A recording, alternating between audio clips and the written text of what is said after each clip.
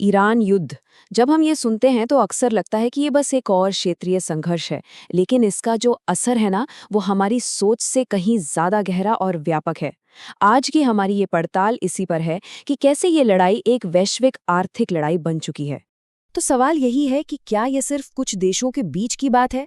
मतलब आमतौर पर तो यही माना जाता है, पर क्या वाकई में ऐसा है या फिर कहानी कुछ और ही है? जवाब है नहीं, बिल्कुल नहीं। बल्कि इसे दुनिया का पहला आर्थिक विश्व युद्ध या इकोनॉमिक वर्ल्ड वॉर कहा जा रहा है। अब ये सुनने में एक बहुत बड़ा दावा लगता है ना? तो चलिए आज इसी को समझते हैं कि आखिर इसका मतलब क्या है।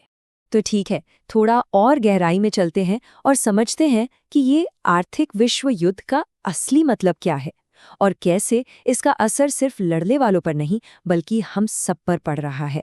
देखिए, पारंपरिक युद्धों से ये अलग इसलिए है क्योंकि इसके आर्थिक नतीजों की कोई सरहद नहीं होती। और यहीं पे बात दिलचस्प हो जाती है। लड़ाई तो कुछ देश लड़ रहे हैं, लेकिन उसकी आर्थिक कीमत वो पूरी दुनिया चुका रही है। तो अगर ये एक नई किस्म का युद्ध है, तो फिर इसके हथियार क्या हैं और इसका मैदान कौन सा है? सच तो ये है कि ये सब कुछ अब पूरी तरह से बदल चुका है। और ये बदलाव यहाँ बिल्कुल साफ दिखता है। देखिए, पहले के जो वर्ल्ड वॉर थे, उनमें सेना और हथियार सेंटर में होते थे।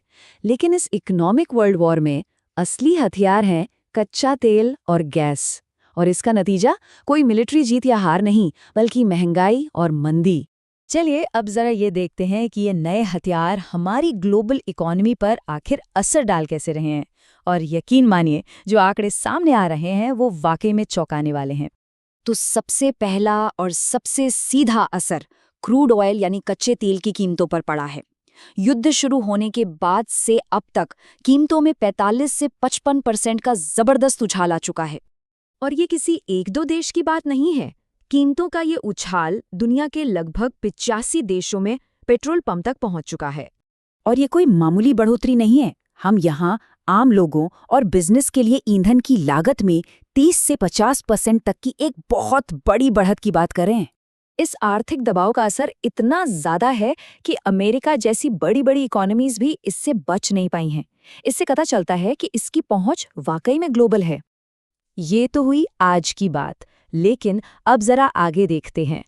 अगर हालात ऐसे ही बने रहे तो क्या होगा? बड़े बड़े एक्सपर्ट्स कुछ गंभीर चेतावनियां दे रहे हैं। दुनिया की सबसे बड़ी इन्वेस्टमेंट कंपनियों में से एक ब्लैक रॉक, उसके सीईओ लैरी फिंक ने साफ साफ चेतावनी दी है। उनका कहना है कि अगर हालात नहीं सुधरे तो हमें लंबे समय तक महंगे तेल के लिए तैयार रहना होगा। और ये सिर्फ महंगाई की बात नहीं है, बल्कि अनुमान है कि कीमतें $150 प्रति बैरल के एक ऐसे लेवल तक पहुंच सकती हैं जो हैरान करने वाला है। जरा सोचिए कि इसका हमारी अर्थव्यवस्था पर क्या असर पड़ेगा। और मामला सिर्फ एनर्जी की कीमतों का नहीं है। जो वर्ल्ड ट्रेड ऑर्गेनाइजेशन है यानी WTO, वो भी दुनिया भर में सामान के आने जाने यानी इंटरनेशनल ट्रेड को लेकर बहुत ज्यादा चिंतित है। यहाँ देखिए, ग्लोबल ट्रेड की ग्रोथ में कितनी बड़ी गिरावट आई है।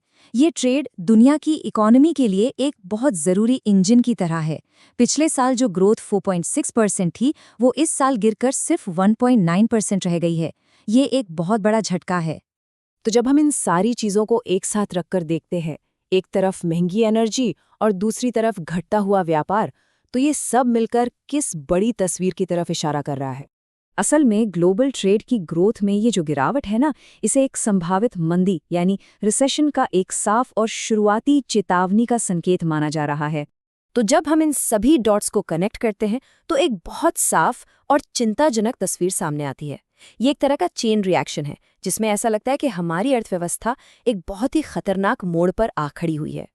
इन सभी सबूतों को देखने के बाद ऐसा लगता है कि ये अब कोई दूर की बात नहीं रही, और ये हमें एक बहुत ही ज़रूरी सवाल पर लाकर छोड़ देता है कि आगे क्या होगा।